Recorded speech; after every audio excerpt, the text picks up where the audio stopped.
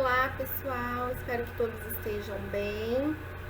Bom, vamos dar continuidade à nossa aula que trata a respeito do pré-beneficiamento e beneficiamento do leite.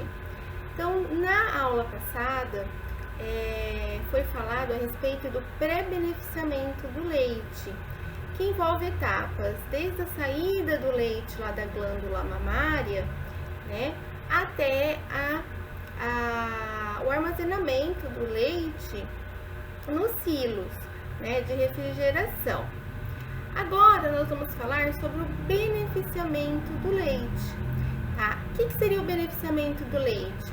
Após o leite ter passado por todas aquelas etapas de beneficiamento, ele vai entrar no beneficiamento, que vai ser, né, todo o tratamento ou conjunto de operações industriais aplicadas ao leite após o seu pré-beneficiamento até o seu acondicionamento final, que seria o seu envase e a chegada desse produto lá nas prateleiras dos supermercados.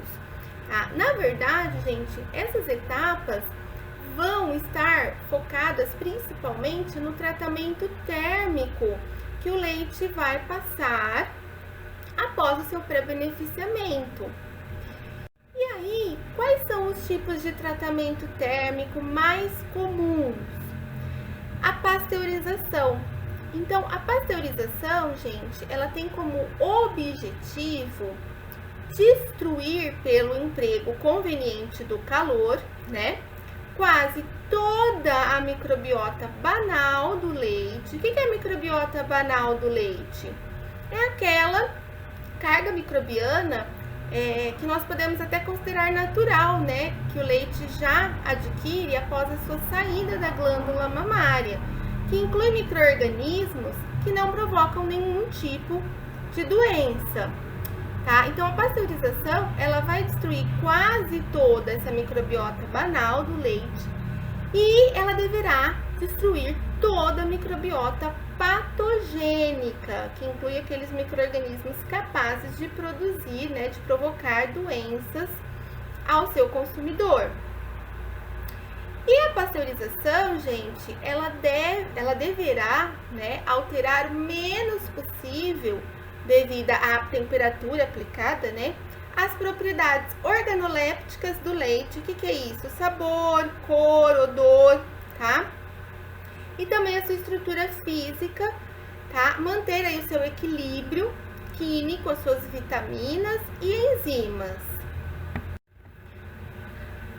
Então, a finalidade da pasteurização é sanidade do leite, que envolve, então, a eliminação da microbiota patogênica, visando a saúde do consumidor, e econômica social, a microbiota banal, né? Uma vez que essa pasteurização elimina quase toda a microbiota banal, e é essa microbiota que será capaz, depois de se multiplicar lá no leite, provocar alterações e diminuir o prazo de validade do leite lá na prateleira, é uma finalidade econômica social, tá?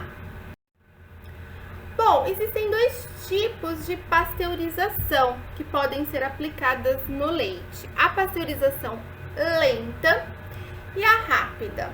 A pasteurização lenta, tá, gente, ela vai envolver a aplicação de uma temperatura um pouco mais baixa com um tempo maior. Então, 62 a 65 graus por meia hora, por 30 minutos, tá? Essa pasteurização, gente, ela envolve um processo descontínuo, tá? Onde o leite, ele vai ser agitado primeiro, depois posteriormente aquecido e depois resfriado, em etapas separadas, tá? Ela tem uma capacidade de reduzir a carga microbiana do leite em 95%, tá?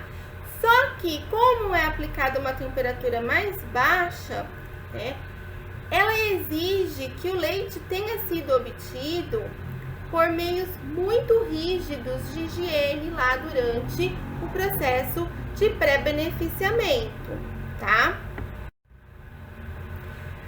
E aí, quais são os inconvenientes principais da pasteurização lenta? O tempo, que é maior, a descontinuidade do processo, que isso então acaba estando envolvido com o tempo maior, a perda de calor e a possibilidade de desenvolvimento de micro-organismos termófilos, né? Devido à temperatura ser um pouco mais baixa. Então, são aqueles micro-organismos que conseguem se desenvolver aí a temperaturas de 50, 60 graus, tá? Porém, ela tem vantagens. Ela vai alterar pouco as características físico-químicas do leite, porque não se aplica uma temperatura muito elevada. Ela vai ter vantagens para a fabricação, principalmente de queijos. Ela é muito usada para fabricar queijo. E ela é muito viável quando se tem um pequeno volume de leite. E uma coisa importante, gente, é que a legislação brasileira, né, que rege aí a produção de leite e o seu tratamento, ela não permite a utilização da pasteurização lenta para o consumo direto do leite, tá? Porém, ela permite o uso da pasteurização lenta para a produção de derivados lácteos, principalmente queijos, tá? E além dela ser permitida para a produção desses derivados, ela é até indicada porque ela acaba não alterando muito, como a gente viu, as características físico-químicas, tá? A pasteurização rápida. Então, a pasteurização rápida, gente, ela, ao contrário da lenta, ela vai envolver um processo contínuo, tá? Por quê? Porque utiliza-se tubulações ou placas aquecidas onde esse leite vai passar de uma forma contínua. A temperatura da pasteurização rápida, ela é mais elevada e o tempo em que esse leite permanece a essa temperatura é menor. Então, a pasteurização rápida, ela vai envolver temperaturas de 72 a 75 graus por 15 a 20 segundos, tá?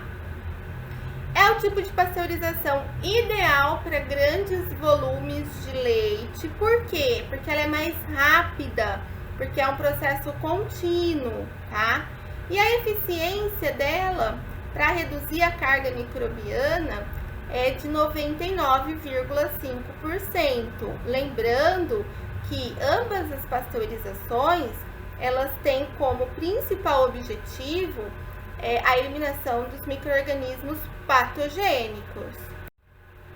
Então, aqui, ó, nós temos uma figura mostrando uma pasteurização rápida por placas superaquecidas. Então, o leite sai ali daquele silo de armazenamento e através da canulação vai passar por esse sistema de placas superaquecido. Então, é um sistema super contínuo. Bom, os efeitos desse tipo de pasteurização pode provocar desnaturação de proteínas do soro de 10 a 20%, vai insolubilizar sais presentes no leite, vai provocar desnaturação total ou parcial de vitaminas e enzimas, tá?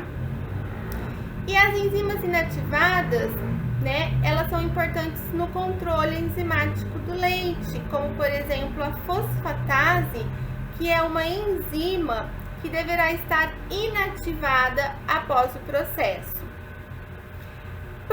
Pela pasteurização rápida, né, elevar a temperatura um pouco mais do que a lenta, ela pode provocar, né, a caramelização da lactose, que seria como se fosse o quê? Provocar queimar a lactose, tá? E aí vai conferir ao leite um sabor de queimado, tá? Então, a pasteurização rápida, ela tem as suas vantagens, ela é a mais utilizada, né, para o leite que for consumido prontamente, porém ela tem as desvantagens de provocar uma alteração na composição físico-química maior, tá? Em relação ao leite pasteurizado, gente, tem algumas observações importantes. É proibida a repasteurização do leite, tá? Essa repasteurização para fins de consumo, tá? Se for para fins industriais, tá? Existem algumas possibilidades de repasteurização, certo? E também o Código de Defesa do Consumidor, ele designa a indústria que produz o leite ser responsável por determinar o seu prazo de validade. Porém, o leite que passa por pasteurização, ele geralmente tem um prazo de 72 a 96 horas. Agora, o beneficiamento do leite UHT, que é a sigla em inglês, ou UAT, que é a sigla em português, do leite que passa por processos de ultra alta temperatura. Então, o que consiste esse tipo de beneficiamento? Seria a conservação de alimentos líquidos, tá? Que são expostos a uma temperatura intensa, um aquecimento intenso, porém um aquecimento adequado, breve e suficiente para obter um produto bacteriologicamente estéril, tá? Então, essa alta temperatura, ela vai promover, né, a eliminação total ali dos micro-organismos. Mas, né, esse tipo de aplicação de uma temperatura elevada, ele deverá ser realizado cautelosamente. Por quê? Porque deverá manter ao máximo as características nutritivas e organolépticas relacionadas a sabor, odor e cor do produto fresco, no caso aqui, leite. Então, olha lá, entende-se por tratamento UHT ou UAT, o tratamento térmico aplicado ao leite numa temperatura de 130 a 150 graus por 2 a 4 segundos. Então, a gente nota que é uma temperatura bem elevada em comparação com a pasteurização e por um tempo bem mais curto, de 2 a 4 segundos. O fluxo é contínuo, tá? E após essa passagem aí do leite por essa temperatura bem elevada, ele é resfriado a uma temperatura de 32 graus, então não é uma temperatura de refrigeração. E em seguida, ele vai ser envasado em condições assépticas e embalagens hermeticamente fechadas, que impeça aí a entrada de qualquer tipo de micro-organismo, de luz, oxigênio, que possa aí, né, deteriorar de uma forma mais rápida o leite. Então, como resultado do tratamento UHT, nós temos destruição dos micro-organismos, tá? Proporcionando um produto seguro, com uma qualidade alta e uma vida de prateleira, né, com um prazo de validade bem elevado quando comparado ao leite pasteurizado. Então, olha lá, ele pode, né, ter um prazo aí de 180 dias em temperatura ambiente. Por isso que o leite UHT, que é o leite de caixinha, ele é chamado de leite longa-vida, tá? Então, o tratamento, ele vai destruir as bactérias na sua forma vegetativa, tá, gente? Então, o tratamento UHT, ele não destrói a forma esporulada dos micro-organismos, tá? Que seria aquela forma de resistência. Por isso que existem estudos mostrando que, por exemplo, um tipo de bactéria esporulada como o Bacillus cereus, ele pode provocar alterações no leite UHT, tá?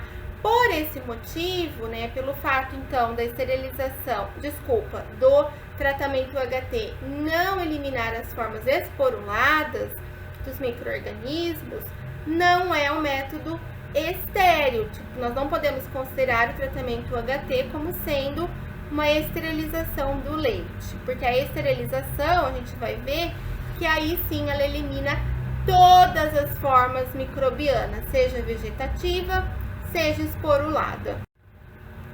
Então, olha lá, a esterilização do leite, ela vai ser aplicada, então, por 10 minutos a uma temperatura de 120 graus. Então, a gente nota que a temperatura não chega a 130, como é o caso do UHT, mas o tempo que esse leite fica exposto a essa alta temperatura é grande, não é segundos, é 10 minutos.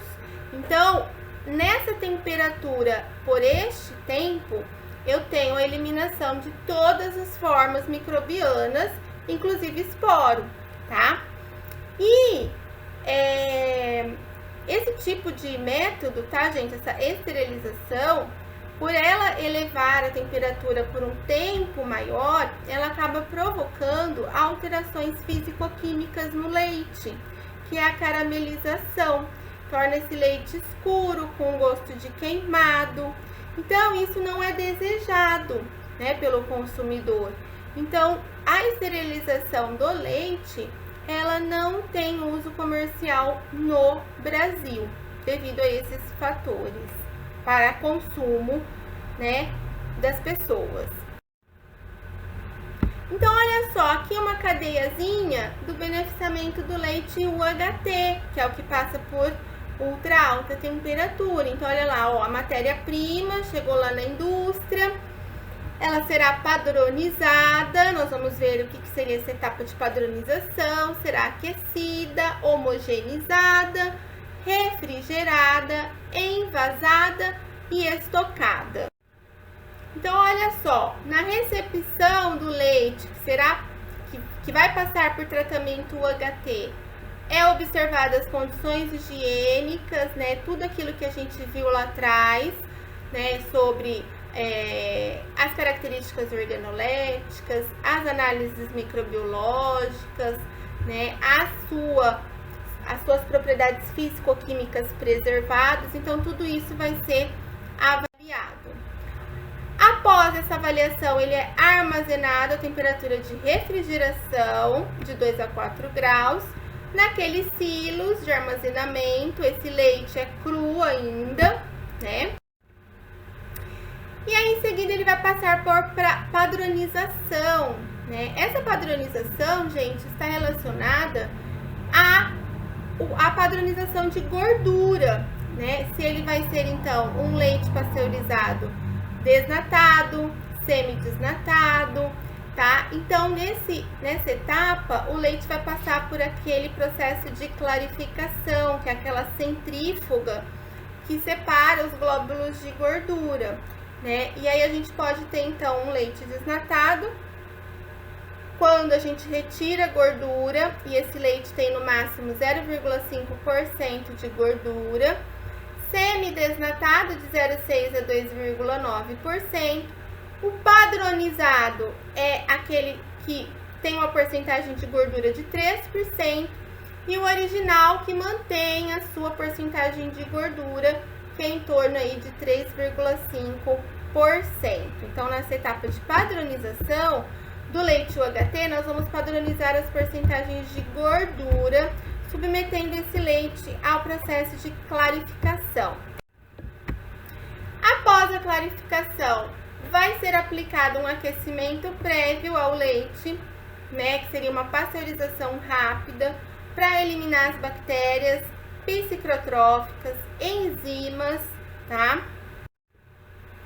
E aí depois ele passa pelo processo de homogeneização, né? O que a gente vai fazer na homogeneização? A gente vai quebrar os glóbulos de gordura em partículas bem pequenininhas, tá? Então, o leite passa por um processo de agitação, né? Que vai provocar, então, a diminuição dos glóbulos de gordura, tá? Esse processo, gente, ele torna o leite mais branco, um aspecto mais branco, porque a gente viu que a cor branca do leite ocorre devido à dispersão da luz sobre os glóbulos de gordura, né? Então, quanto mais glóbulos de gordura tem, mais branco o leite será. Como que a gente faz esse processo? A gente passa o leite de uma forma forçada por um orifício pequeno a uma velocidade alta sob pressão. Então, nesse caso aqui, esses glóbulos de gordura se tornam...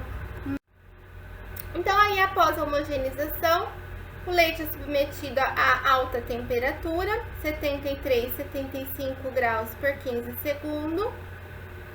É feita uma avaliação dos parâmetros físico-químicos, tá? E também da temperatura de armazenamento.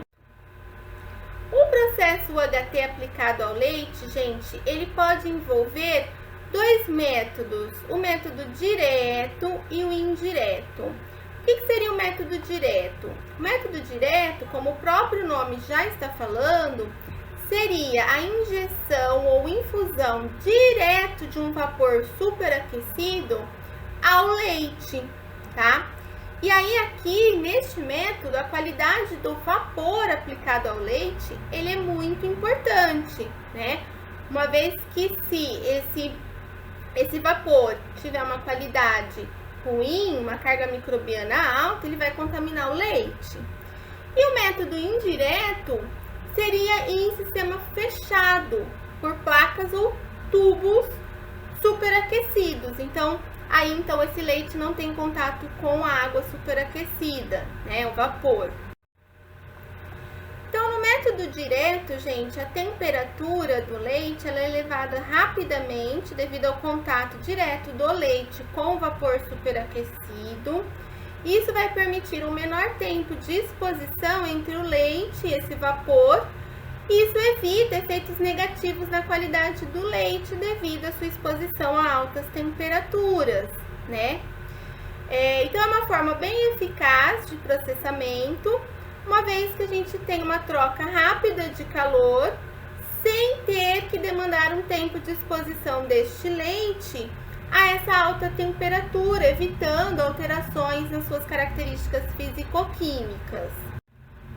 Então, aqui, gente, nós temos uma figura mostrando esse método direto de aplicação do calor. Então, o que nós estamos vendo aqui em azul é o leite, né? Que está sendo infundido aqui. E em vermelho é o vapor superaquecido. Então, a gente vê que o leite entra em contato direto com esse vapor superaquecido. No método indireto, então nós vimos que envolve a passagem do leite num sistema de placas aquecidas, tá? Então, o meio de aquecimento é separado do leite pela superfície de contato, né?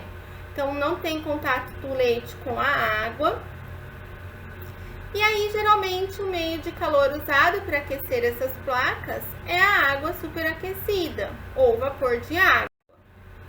Então, aqui, ó, mostrando o método indireto por o sistema de placas, né? Então, a gente tá vendo aqui em vermelho a água superaquecida passando pelas placas, em sentido contrário, o leite aqui passando já nas placas aquecidas. Após, então, essa passagem do leite, né, esse tratamento a essas altas temperaturas, ele é refrigerado a 32 graus, tá? Então, ó, esfriar rapidamente para que suas alterações térmicas sejam mínimas e eliminar a água que foi incorporada na injeção do leite no método direto aqui no caso, tá? Bom, então depois que o leite passou pelo tratamento térmico, ele deverá ser o quê? Envasado.